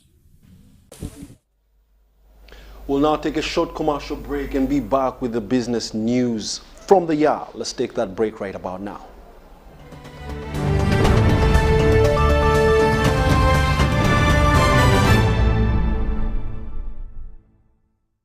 It's the festive season and we love it. And that means it's time to celebrate with GoTV. Come with me. So get your GoCoder and GoTV value for 25,000 shillings to watch with the whole family. And if you're feeling extra festive, upgrade to our best package yet, GoTV Super. Something to look forward to. Download the My GoTV app for more information. Super. We all deserve a super festive season. And with GoTV, there's every reason to love it. Everyone deserves more this festive season, which is why MTN Momo is giving you more Secu points on your MTN Momo withdrawals at agent locations. Get 150 Secu points for every 1,000 shillings spent in withdrawal fees. More Secu points means you get more free minutes, more free MBs, more free SMSs, and more free Momo Pay shopping. To use your Secu points, dial *141#. Everywhere you go, MTN.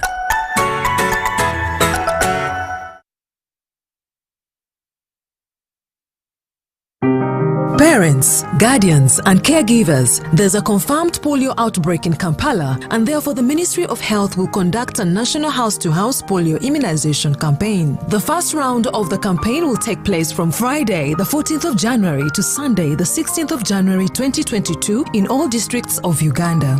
During the national house-to-house polio immunization campaign, health workers will come to your homes and immunize all your children under 5 years of age. Please note that the national house-to-house polio immunization campaign does not replace the routine immunization. The polio vaccine is safe, effective, and free.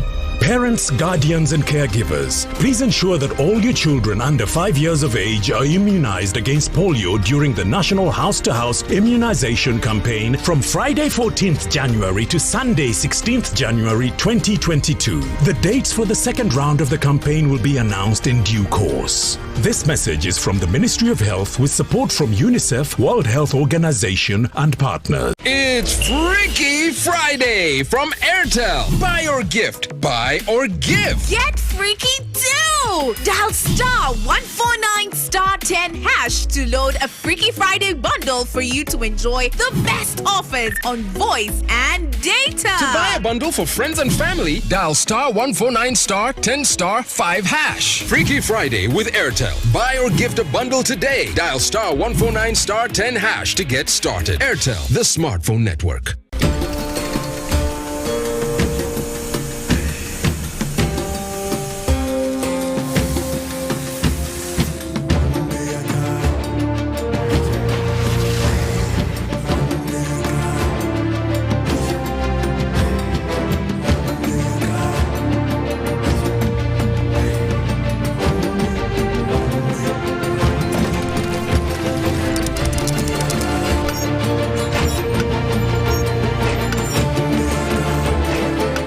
Introducing the all-new Roofing's TMX 500C rebars with cut and bend surfaces.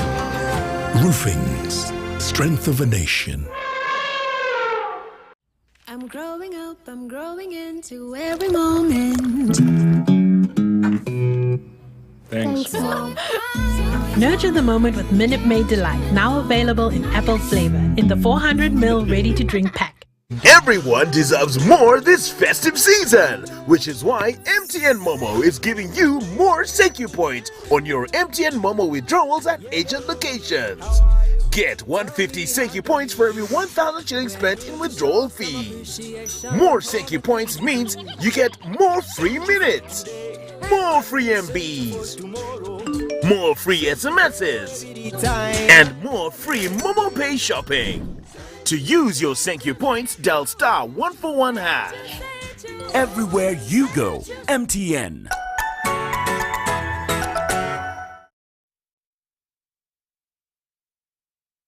Raising voices. I feel happy when my father spends time with me. I hope all fathers will like my father. I want my father to reach out to all fathers. He knows how important it is to be a good father. I promise to help my father inspire other fathers to change. In this time of COVID, what is your promise to the children of Uganda? Because a violence-free childhood is everyone's right. Raising voices. I am one of the millions of people who have been vaccinated. And today I want to ask you to choose to be vaccinated so that we can all go back to enjoying the Uganda we all love. A country that is one of the most entrepreneurial in the world with the most friendly people. A country where we can do business with anyone at any time. A country that is free of COVID-19. So, get vaccinated today in any of the verified health centers and let's bring business back to Uganda. COVID-19 vaccines are free of charge, safe and available. Invest in your health. Invest in Uganda. This message is brought to you by the Uganda Investment Authority.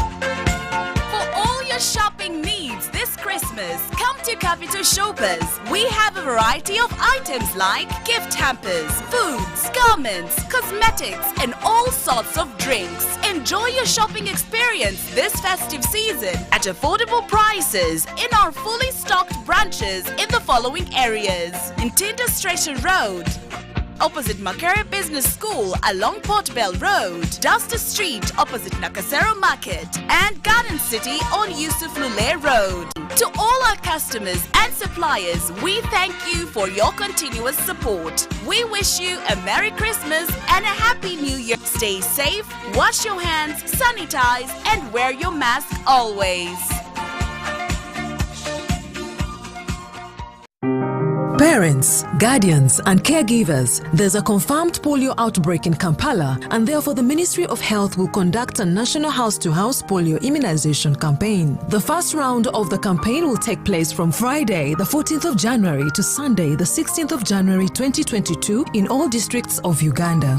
During the National House-to-House Polio Immunization Campaign, health workers will come to your homes and immunize all your children under 5 years of age. Please note that the National House-to-House Polio Immunization Campaign does not replace the routine immunization. The polio vaccine is safe, effective, and free. Parents, guardians, and caregivers, please ensure that all your children under 5 years of age are immunized against polio during the National House-to-House Immunization Campaign from Friday 14th January to Sunday 16th January 2022. The dates for the second round of the campaign will be announced in due course. This message is from the Ministry of Health with support from UNICEF, World Health Organization, and partners.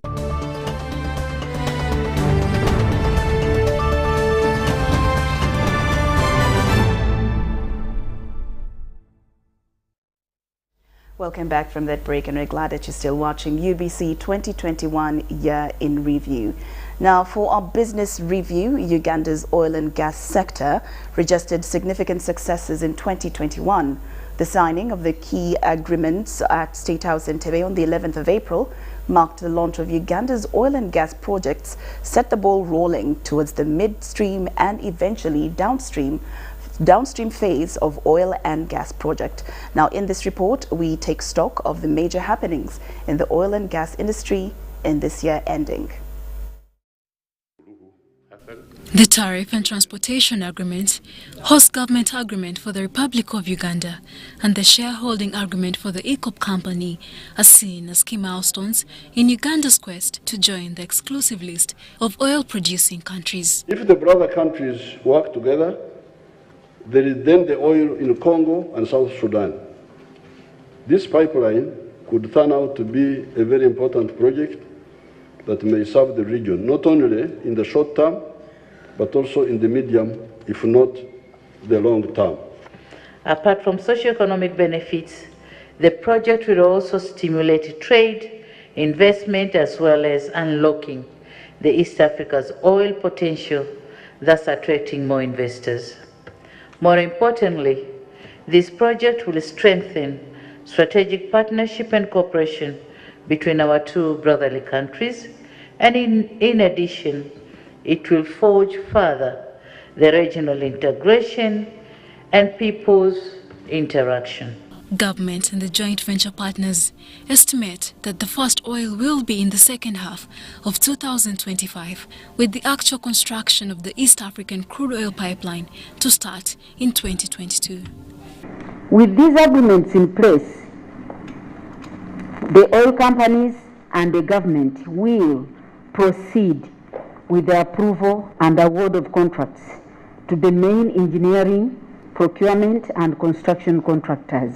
The ECOP project is expected to deliver fast oil and will cost approximately $5 billion to be financed with a debt-to-equity ratio of 60:40.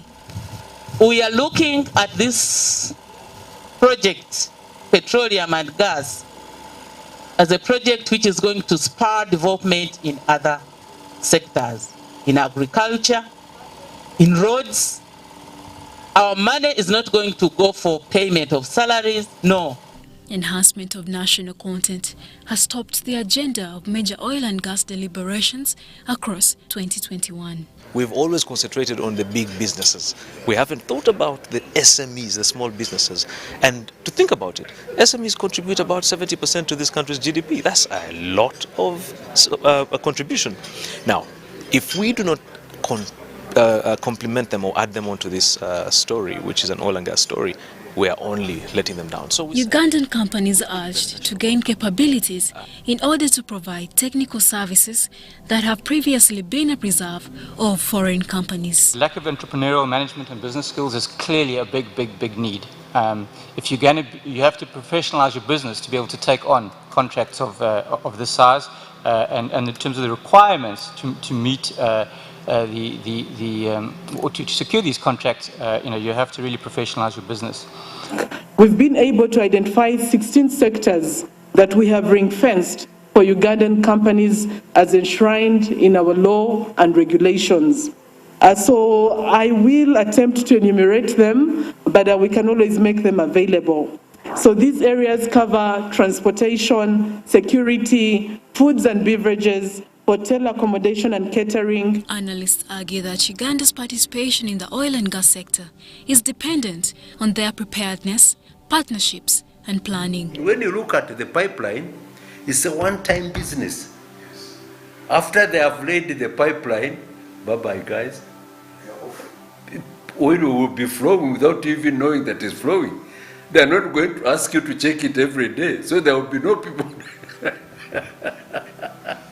So that will be, and all you need to do is the 25 billion or whatever, which is in this business, is the one time we need to would have needed to prepare ourselves, and then the government also should have come in and say, guys, businessmen, whoever wants to borrow money, there is money here, cheap money for you to borrow. Each one of the 25 banks in Uganda put together can raise $500 million for a single project. $500 million. If you add that to Tanzania, you get another $500 million. So total, when every single bank comes to the party for a particular project, you probably get to about $1 billion. The question then begs, what else can we do? Where else can we find sources of financing? Oil sector developments to watch out for in 2022 include the commencement of the construction works of the 1,443 kilometers ECO pipeline, the construction of the central processing facilities by the joint venture partners, and the completion of Kabale International Runway in Hoima. Charlotte Amuge for UBC News.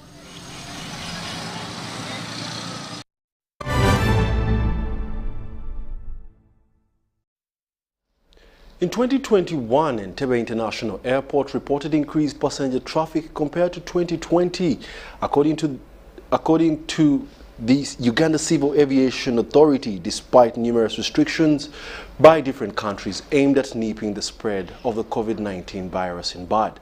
Now, our aviation correspondent Samuel Senano now takes us through events that informed the country's aviation sector.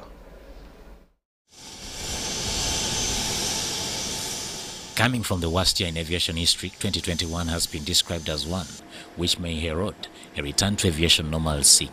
There saw an increase in passenger traffic and many developments in this sector, which suffered highly as a result of the COVID-19 pandemic. According to Uganda Civil Aviation Authority, passenger numbers grew from 42,633 in October 2020 to over 50,000 in the first 4 months of 2021.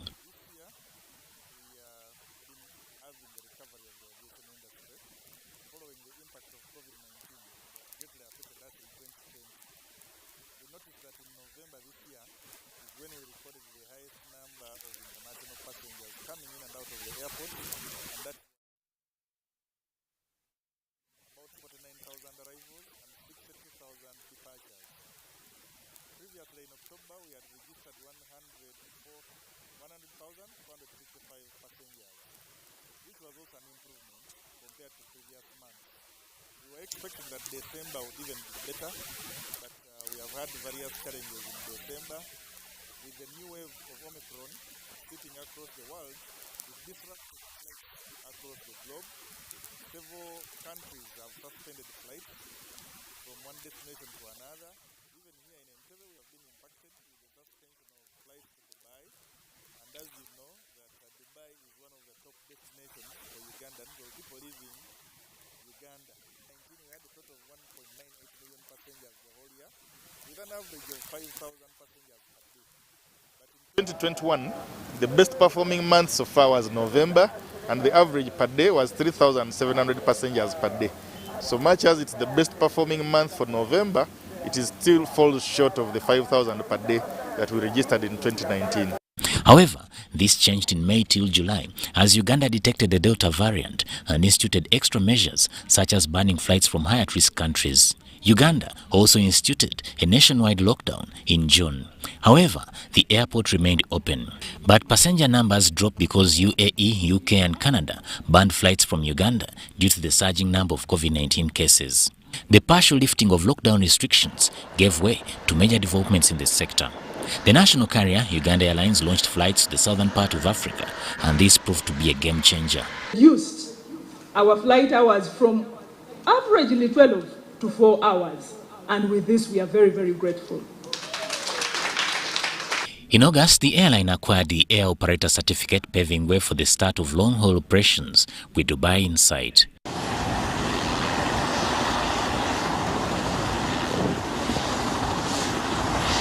One started flying the Dubai route, and that coincided with the Independence Day and also the Dubai Expo. The launch of the Dubai route greatly contributed to increase in passenger traffic at Entebbe. Middle East contributed 21% of the total traffic in 2020. And the Middle East covers mainly two destinations, that is Dubai and Doha. So that alone shows that if this suspension goes on for long, it may have some impact on our passenger numbers. But we are hopeful that it will not take that long, because everyone is doing everything possible to see that the industry recovers. 2021 has been slightly better than 2020, because 2020 we spent most of it with the air transport industry closed. From March to 1st October, we had no passenger operations, it was only cargo. But 2021, we have largely operated throughout the year, so numbers were starting to pick up. So 2021 is much better than 2020. The airline also showcased at the Dubai Air Show, where the Airbus A330-800neo was on static display.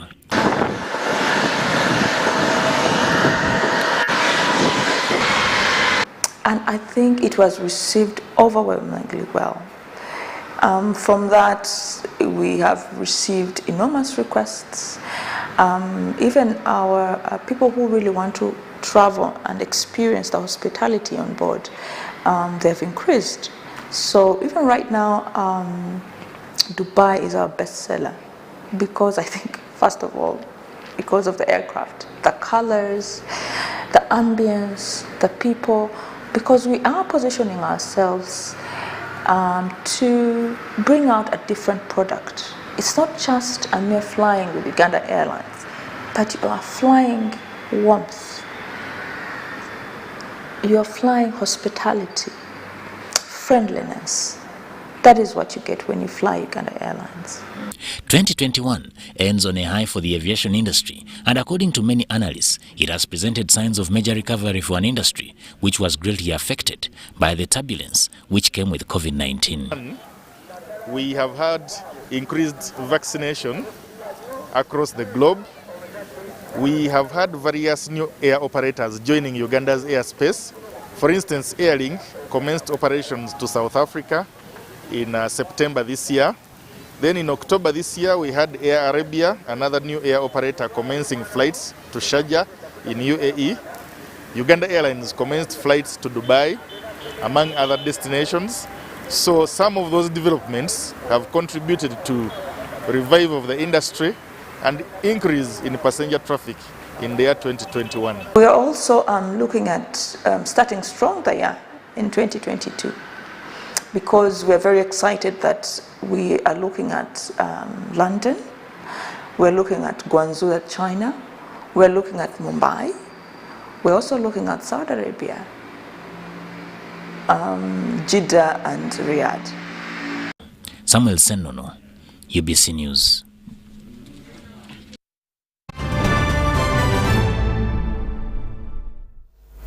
Uganda's coffee subsector has recorded tremendous performance this year, with exports peaking to over 6 million bags of coffee worth $496 million. In this review report, we take a look at several milestones this subsector has registered throughout the year 2021. 2021 saw the signing of the National Coffee Bill into law on August 13, 2021 by the President, His Excellency Yoweri Kaguta Museveni, replacing the old law that was enacted in 1991. Initially, the law that we had, the 1991 and 90, and later amended in 1994 Act, was only providing for off-farm.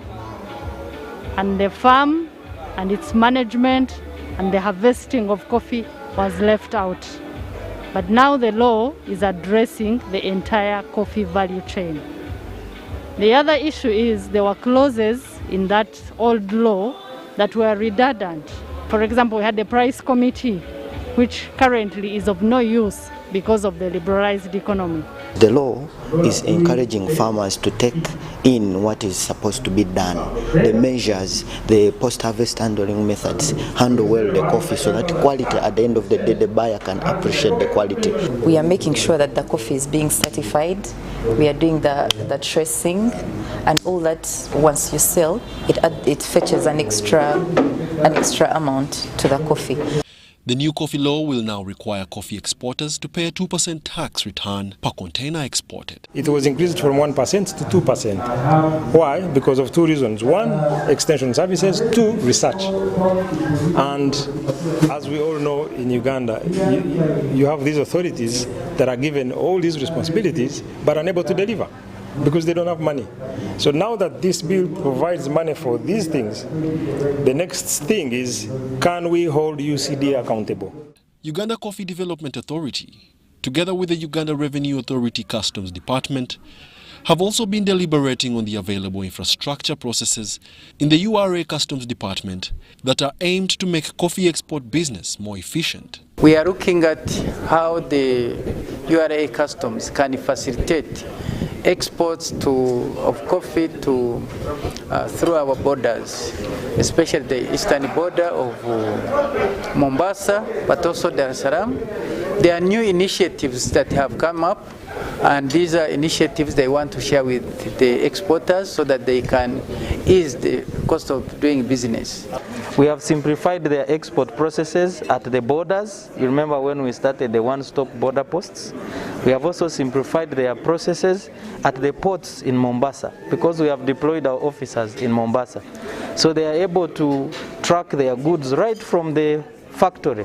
Besides the pandemic's effects on economies, the current global price hikes Uganda is enjoying is attributed to low coffee supply by most coffee-producing countries. For the Arabica, the starting price, the exchange price is around 200 cents per pound. That is about close to $5,000 per ton. It's a very, very high price. For Robusta, it's $2,000. The increase in Uganda's coffee production in 2021 has been attributed to a largely good weather throughout the year, complemented by more effective extension networks and services to farmers across coffee-producing regions in the country by UCDA and other stakeholders.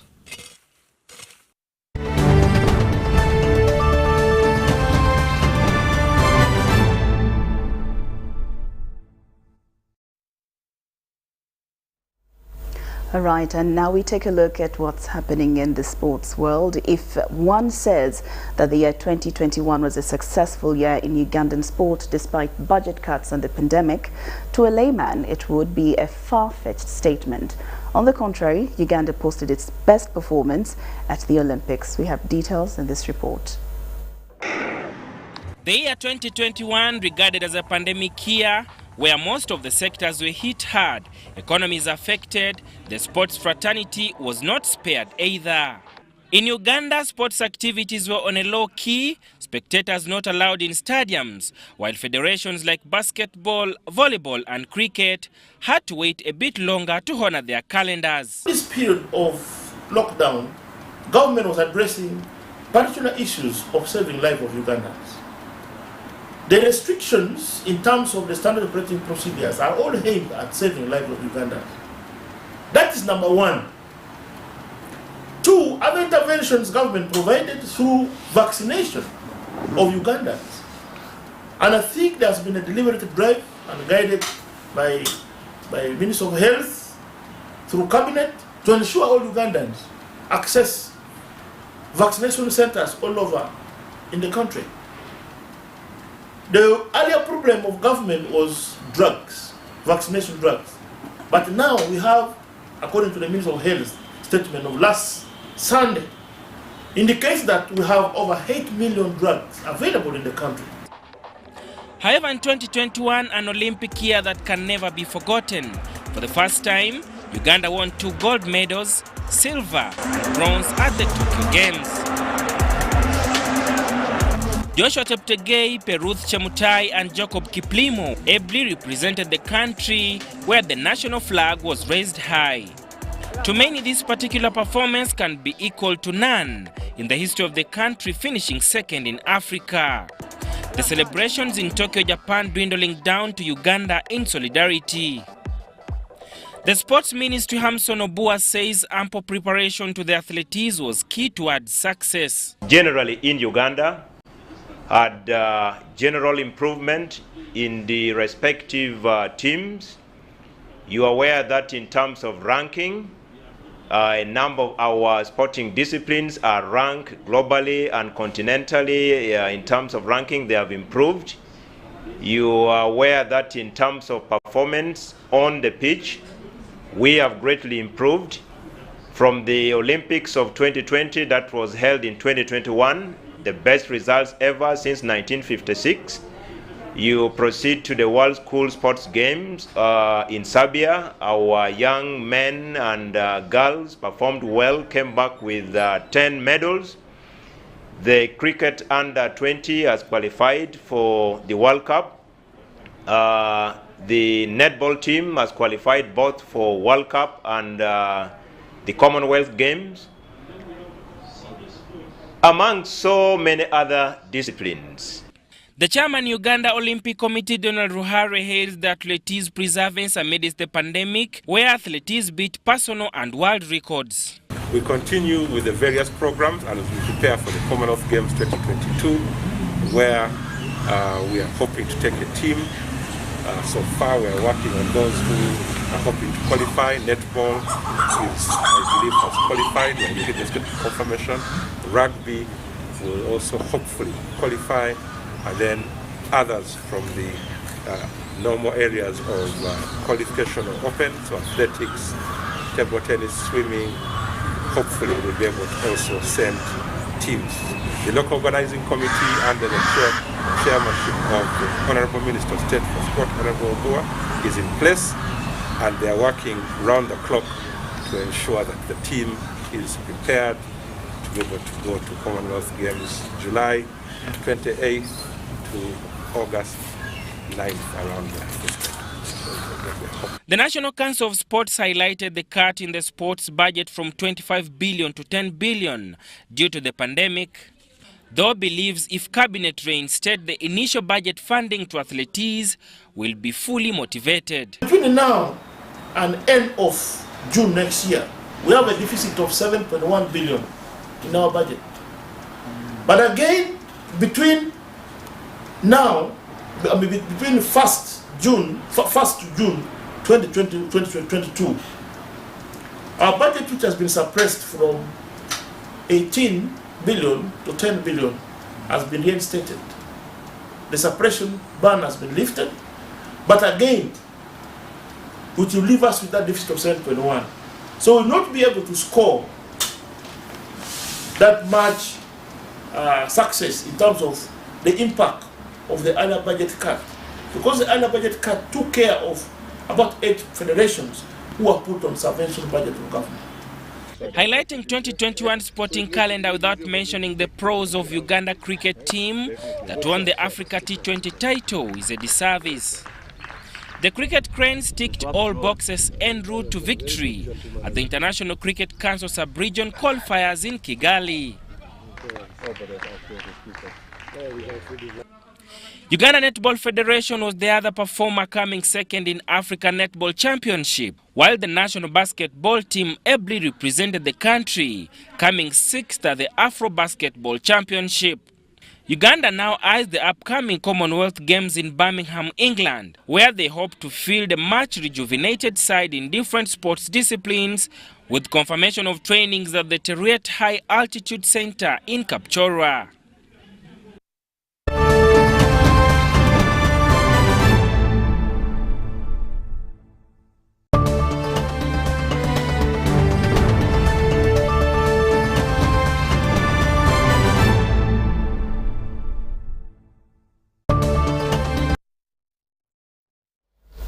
Now, the year 2022 is barely a few hours from now, but what is at the back of many people's minds as they wait for the President's New Year's national address about the year characterized with COVID-19, a second lockdown, schools under lockdown, And also many expectations of reopening in 2 weeks' time from now, and the night economy not functioning at all. Let's take a look at people's views. 2021 has been a year to reckon with for many people in all walks of life. But in contrast with 2020, some say it has been relatively good. Okay, actually 2021 it was better for me because I saved like 600 in this year, but I don't know becomes 2022. I don't know. Though we made some little cash, now it wasn't better because the other years at least we could make some good money during this festive season. Like people would buy clothes, like people used to go out. Now bars are still locked, like so happening places are still they're still down, so not made some good money, though we've tried. The major challenge for majority of the public UBC interfaced with tell lack of disposable income. This is attributed to constrained economic activities due to total closure and partial reopening of certain sectors of the economy. Sente ne sente zennyini tuyinza okujja n'ofuna omutwalo togufuna tosobola gulekerako waka muntu mwana waka oba waka n'olekera omukazi waka n'obaako kyofunamu era tegumala sente okuzifuna kizibu n'ebyo zikola tebirina makulu kale omwaka guno gubadde muzibu nnyo. With the government's promise to fully reopen the economy in January 2022, the public and the business community is upbeat. To the government, if they can help us to leave us to work, let them leave us to work because we can't go and steal. We have to work hard. Like for me, I'm a single mother. I have to work, I have to pay rent. My baby's coming to study. I have to also look for school fees, In a few hours, the world will usher in the new year 2022. Fireworks and overnight prayers, synonymous with New Year celebrations, are prohibited across the country. Dennis Igoa for UBC News.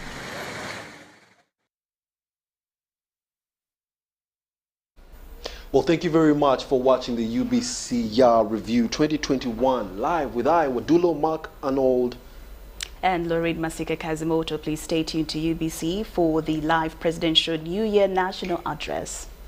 We wish you a prosperous new 2022.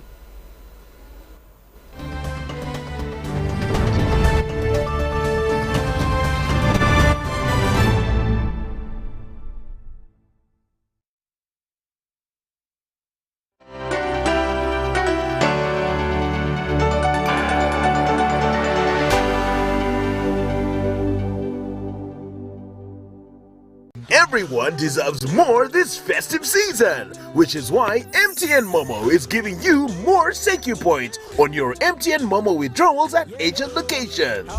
Get 150 thank you points for every 1,000 shillings spent in withdrawal fees. More thank you points means you get more free minutes, more free MBs, more free SMSs, and more free Momo Pay shopping. To use your thank you points, dial *141#. Everywhere you go, MTN.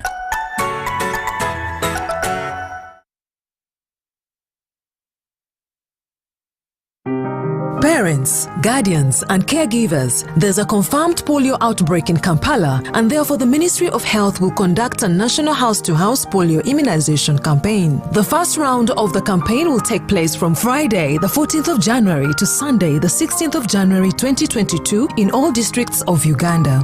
During the national house-to-house polio immunization campaign, health workers will come to your homes and immunize all your children under 5 years of age. Please note that the national house-to-house polio immunization campaign does not replace the routine immunization. The polio vaccine is safe, effective, and free. Parents, guardians and caregivers, please ensure that all your children under 5 years of age are immunized against polio during the National House-to-House Immunization Campaign from Friday 14th January to Sunday 16th January 2022. The dates for the second round of the campaign will be announced in due course. This message is from the Ministry of Health with support from UNICEF, World Health Organization and partners.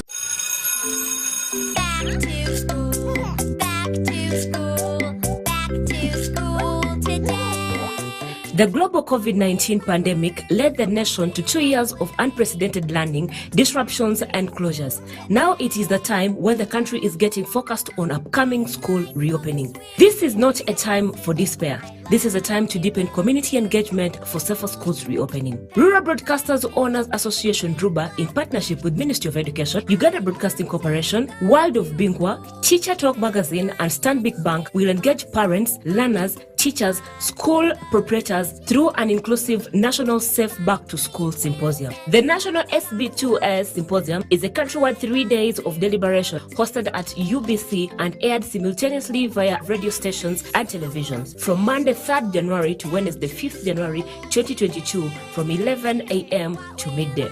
The speakers will include the Minister from Education, Youth and Child Affairs, leaders of teachers' unions, school proprietors, parents and private sector. The speakers will be supported by media personalities to convey messages in different languages as well as igniting conversations customized to geographical and social reach. Do not miss. Let's discuss safe school reopening.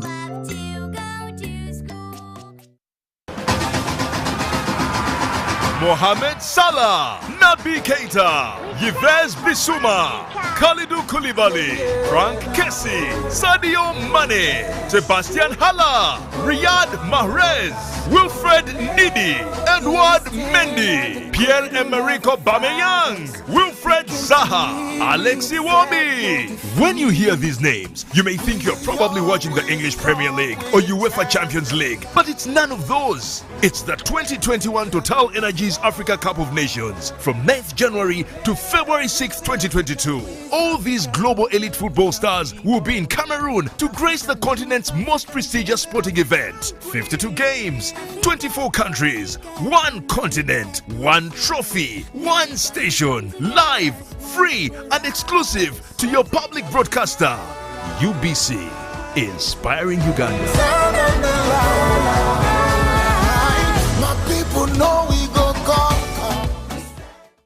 The auction of the year is here.